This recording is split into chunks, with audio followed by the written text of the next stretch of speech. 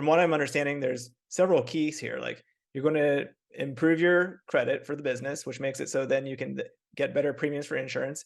You're more likely to get lines of credit. You can get better rates for that credit. So then you can use that credit to further leverage and grow your business and be more protected in economic difficult times. So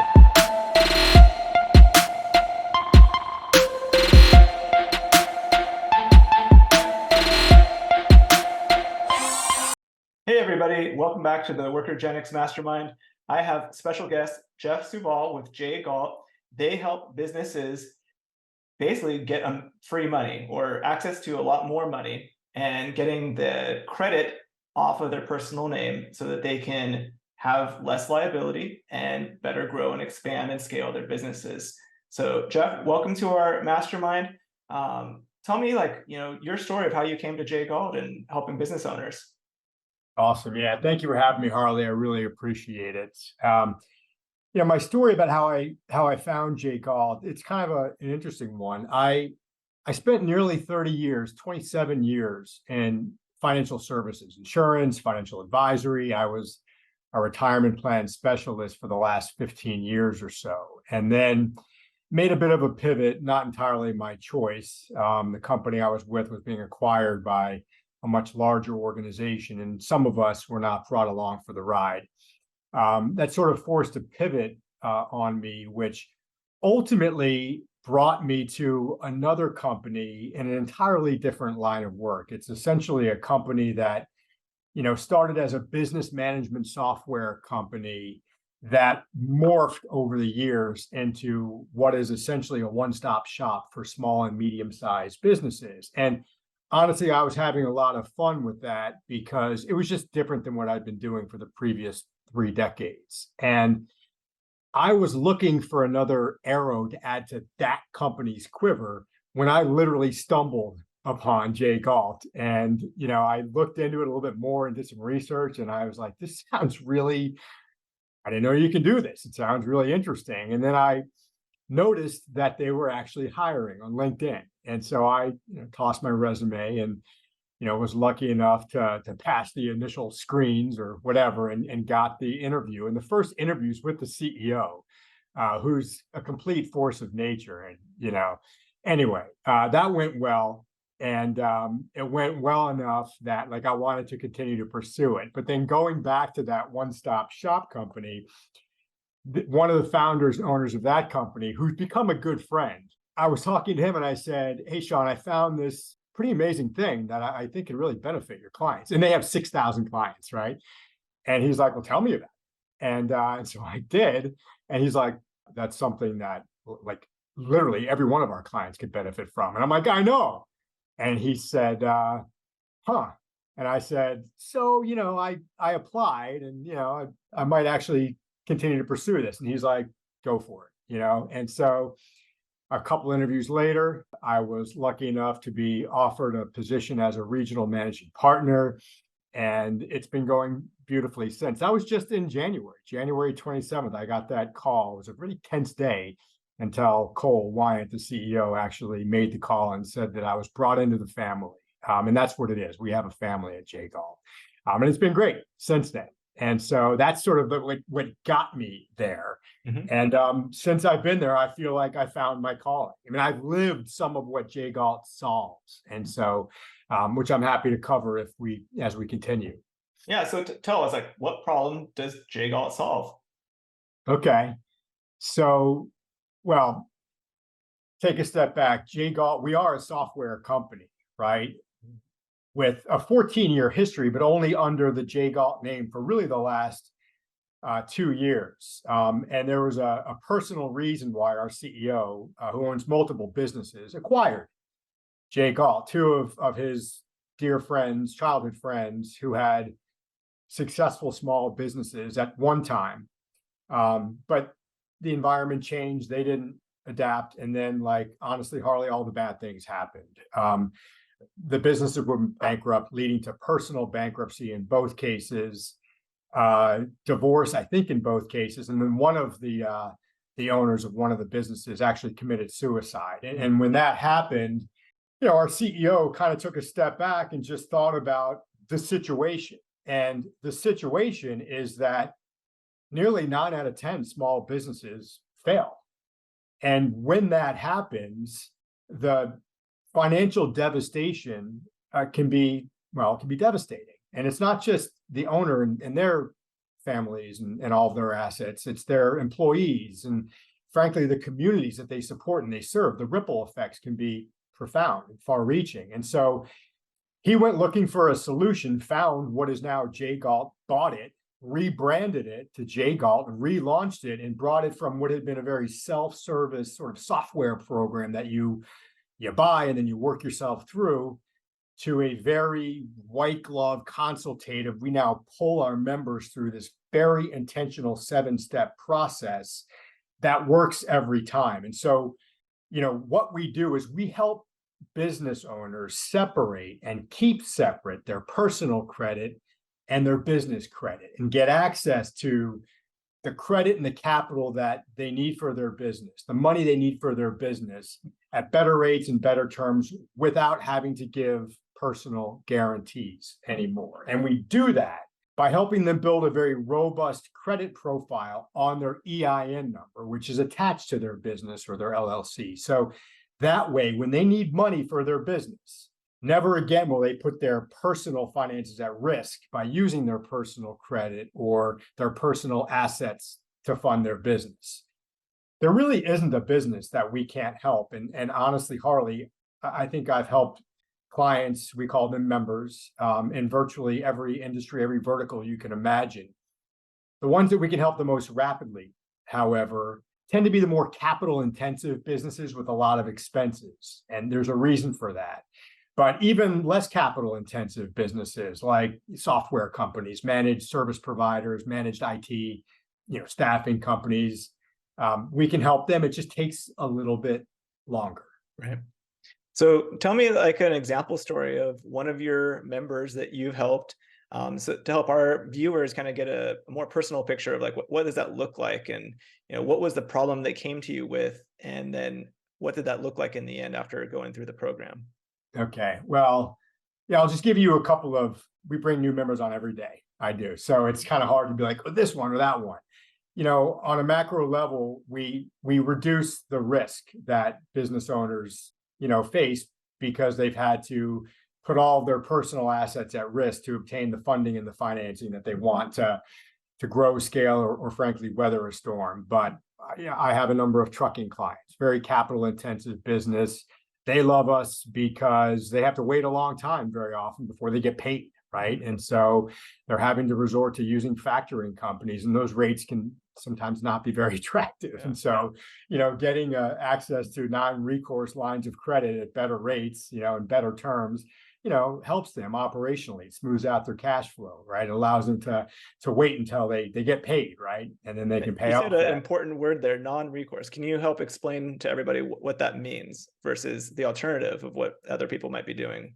Right. Well, so generally, when you're having to sign personal guarantees to get access to the money you need for your business, if they're saying, yeah, we'll give you access to that, but you're going to have to sign this personal guarantee, which means that everything that you own from the time you go into that agreement and everything you acquire while you're under it can be used to pay back that money if you can't, right? So literally, people lose their houses, they lose their kids' college funds, right? Non-recourse, there's nothing tied to it. You're not having to collateralize it with things. So it's a lot less, I'd say, nerve-wracking, risky than having to pledge everything and mortgage your future and your children's future. So it's a big distinction between that. And so, on our platform, I mentioned we're a software company, and to get on our platform, all of these hundreds and hundreds of lenders and issuers of credit, they have to give us 2 very important pieces of information. The first is they have to tell us what their approval criteria is. That's pretty amazing because when you have the approval criteria in writing, your members don't get declined when they apply for things because we just don't apply until they meet the approval criteria, and then we apply and they're approved. So that's a pretty compelling piece of information that we have that our members love. The second thing they have to tell us is which business credit bureau or credit bureaus they report to. The crazy thing, Harley, is only 7% of lenders and issuers of credit, okay, even report to the business credit bureaus. So candidly, you have to be lucky to have any kind of a business credit profile. You have to happen to be using one of those vendors, and most people don't. The most popular business credit cards in the country don't report to the business credit bureaus. They report to the personal credit bureaus, so it'll hurt your FICO. Like I have my own business, right? Platinum business card, right? The more I used, and I had a business line of credit as well, the more I used on that, the lower my FICO score was going. I'm like, wait a minute, it's got the name of my company on here. It's got my name too, but is this really business credit? Apparently not, right? So there's business credit, and then there's real business credit or corporate credit. And that's what we do. We build real corporate credit. So there's a separation of your personal assets and balance sheet and credit score and your business assets, finances, and balance sheet, right? True separation. So again, we help companies get access to the money they need for their operations, to expand, to grow, to weather a storm, or frankly, just to be opportunistic, right? So they can move into other markets, other territories, or like I mentioned, weathering the storm. I mean, it's kind of tough sledding out there right now. And so having a cushion or ready access to capital is great. Now, I also have friends that are in the venture capital and private equity world, and they use me to build business credit for a lot of their portfolio companies. Well, why is that? It's because ready access to more money that's non-dilutive helps them with their exit, right? It makes the companies more valuable. I have a beauty salon that, they like that aspect. Their exit strategy is to sell at some point. Well, if we can get them access to a 250,000 or so line of credit that gives them access to the money they need to either grow, expand, or sustain themselves, that makes their company more attractive than a competitor that might also be being looked at by that same acquirer, right? Yeah. So it makes businesses more valuable, and it reduces the risk. And frankly, having a strong business credit profile and score, Harley, it works on the business side. It lowers insurance premiums. You're considered a better risk. And so think about it when we apply for personal automobile insurance, right? They pull our credit score, our personal credit score. It impacts our rates. It's the same thing on the business side. A strong business credit profile and score lowers your insurance costs very often. So there's so many different ways that we help, but access to money is a big one. And that's sort of universal across any industry, right? So it's kind of hard to say, give me a client. Like we work with a ton of plumbers, roofers, electricians, landscaping companies, and a lot of them are having to personally guarantee everything to get financing for their equipment or the lines of credit that they have that aren't real business lines of credit. So they love us to knock off those PGs, right? What does it typically look like for someone who's coming to you and they're like, you know what? I was that person who I put all the business loans under my name. I'm using a personal credit card in my business. I don't want to have that anymore. What does that onboarding process look like? What kind of steps do you take them through? And how long does it typically take for them to transition off of that and really be in that good position that you want those clients to be in? That is an amazing question. Let me pull something up here, actually. Let's do this. Let me know if you can see my screen. Yep. Let me just kind of flip ahead a little bit here. All right. So I'm going to actually walk you through what the actual steps are, right? Here's a slide that actually, that just shows some of the companies on the right. Let me walk you through this slide that actually sort of shows you all the different steps that are involved. It is a very intentional 7-step process, as I said, and the speed with which we can work our members through the various steps depends upon that particular business and whether they're more capital intensive or less capital intensive. But this is a pretty good summary of it. More capital intensive, we can do it in 9 or 10 months. Less capital intensive, like the software companies or digital marketing companies, it can take 13 or 14 months. But it works every time, and frankly, we have in our member agreement, we guarantee that. But step one is, frankly, establishing the foundations for corporate credibility. We are doing a lot of cleanup, right?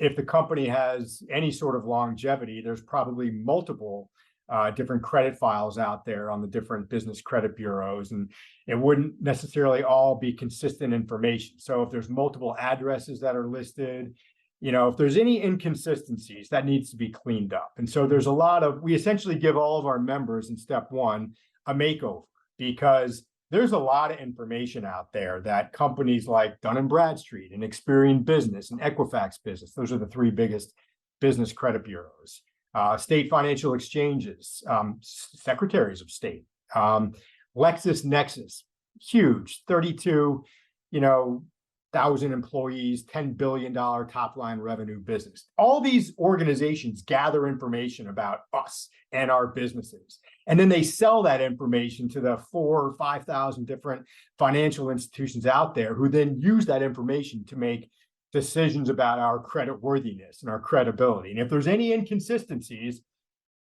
we get declined, right? Multiple addresses, and I felt subject to this when I moved. I updated my business address with my bank, but not with the Secretary of State. And I went to apply for a business line of credit, and I was declined. Turns out it's because of those inconsistent informations. Somebody said, oh, somebody's opening an account in Jeff's name, and it might not be him because it's a different address, like little things like that. But there's also a ton of other boxes that we just have to get checked. And remember, we know what those boxes are because we have the approval criteria for all of these companies. And so you got to get your number listed on the National 411 Registry. It's like, who even knew that was still a thing anymore? I mean, I'm dating myself, but I mean, younger people are like, what's 411, right? Well, it's important for getting approved for financing with a lot of these lenders and issuers of credit. You got to have consistent address information, like I said, and it can't be a PO box or like a UPS package store, right? A real business website, even if it's just a landing page, a real business email, not a yahoo.com or a Gmail or an outlook.com, right?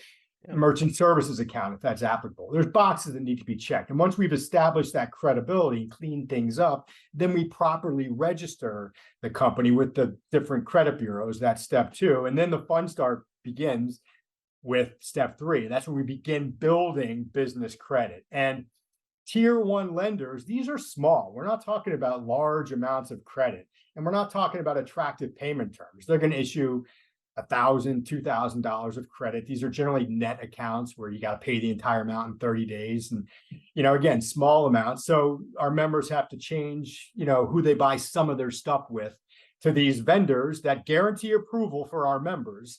They got to use this new issued credit and pay those bills on time, better yet, a few days early. And then after a few months of them reporting that, then they graduate to tier two, right? Tier two, now we're talking about the extended amounts of credit, still generally net accounts, still generally store cards, but larger amounts, rinse and repeat, use this newly issued credit or some of it. You got to use at least $50 a month for them to even report it, right? But so you buy things that you need for your business, you pay those bills on time, a little bit early, and then you graduate to tier three. Now we're talking about more usable amounts of credit, right? Some more attractive payment terms, some revolving, right? Rinse and repeat. A few months after that, then you graduate to tier four. Tier four, Harley, that's where the magic happens. That's where you have access to 10, 20, even 50 times or more the amount of credit than we could ever get personally at better rates and better terms with no more personal guarantees, right? Mm-hmm. Again, the velocity with which we get all of our clients there, as long as they go through our process, the velocity with which we get them there depends upon that company and how motivated they are to get through the process and work with our counselors and analysts who are honestly at their beck and call, like they are assigned to them and they're always available. So that's how the process works. And, we've just refined it more and more over the years. And we're adding some additional capabilities. We have payroll providers now that report payroll to the business credit bureaus. We have merchant services companies that report merchant services fees to the,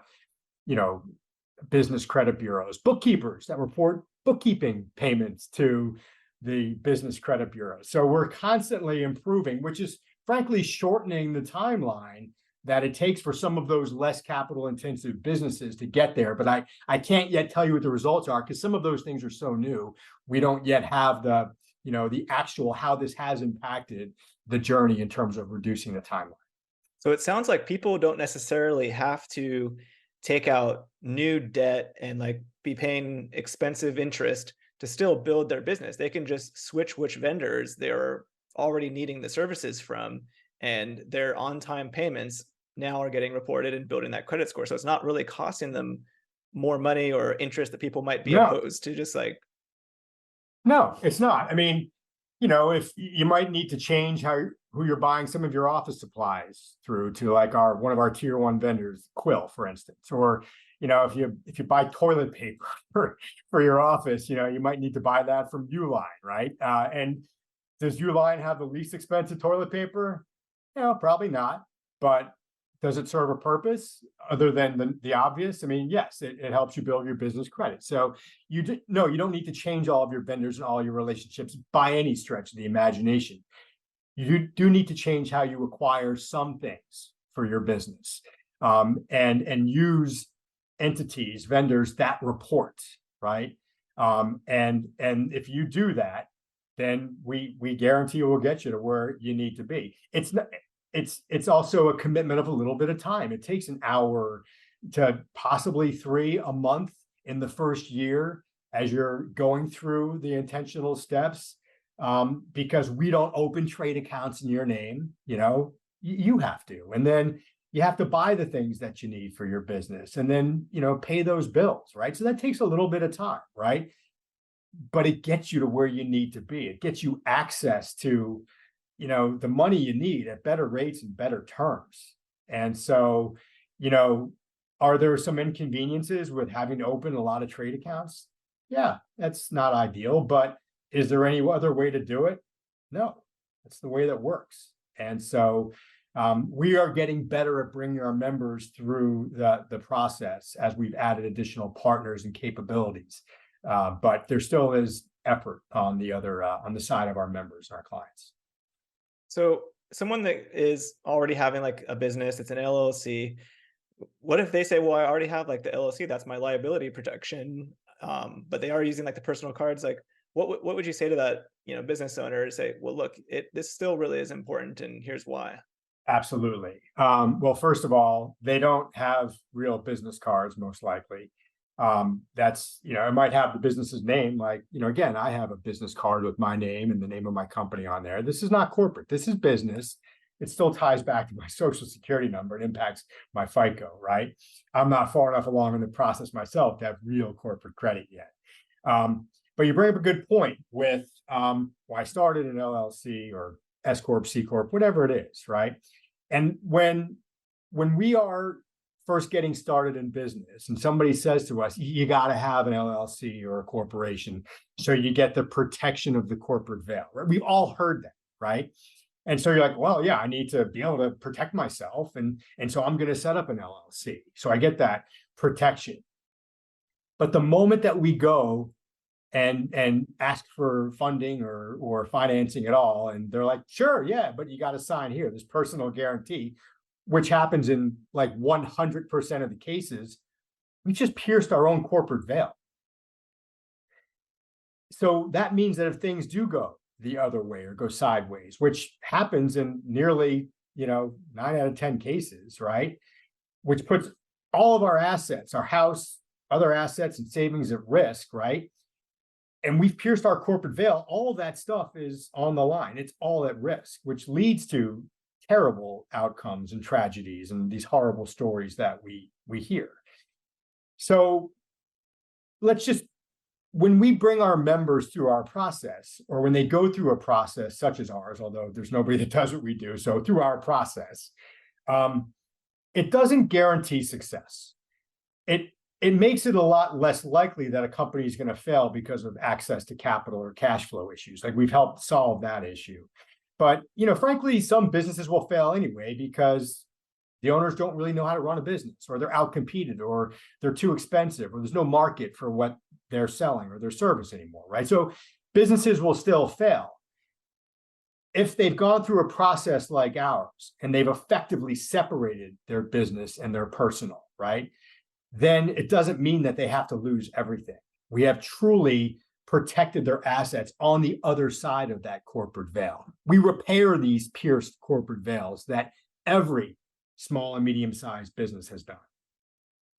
That is powerful. I mean, there's, from what I'm understanding, there's several keys here. Like, you're going to improve your credit for the business, which makes it so then you can get better premiums for insurance. You're more likely to get lines of credit. You can get better rates for that credit. So then you can use that credit to further leverage and grow your business and be more protected in economic difficult times. So not only are you guys helping businesses with the credit, it's more of like just like a giant shield for business in general that just makes it less likely that they can fail, even with some of those problems you mentioned of like poor management or bad services. Like, it gives you kind of a leg up. Harley, if this empire that you're building doesn't work out for you, I think there's a place for you at J Galt. Exactly. Yeah. Exactly. Yeah. That's awesome. Well, Geoff, I really appreciate you sharing this. I'm sure it's been very valuable to our viewers. If someone wants to get in touch with you and get started getting their shield for their business with you, how do they get in touch with you? Well, I mean, the best is frankly my my email, which would just be GSUV for Victor AL at jgalt GALT.io, or they can shoot me a text, and I'm okay with that, giving that number out too, 703-201-8110. And I have a website too, but I don't even know what that is right now. I have to look it up. So, but yeah, I'd love to talk to anybody. Anyone that reaches out, I'm happy to pull a complimentary business credit report just so they can see what they look like right now. And that's a great starting point so that we can see kind of what they look like and maybe what they'd be able to access initially. It's a good jumping off point. Perfect. Well, everyone needs to be sure and reach out to Geoff, get that business report, and figure out how you can get your business credit set up to be a successful business owner as well. Thank you so much, Geoff. We really appreciate you being on our mastermind with us. Thank you so much, Harley. Appreciate it. It's my great pleasure.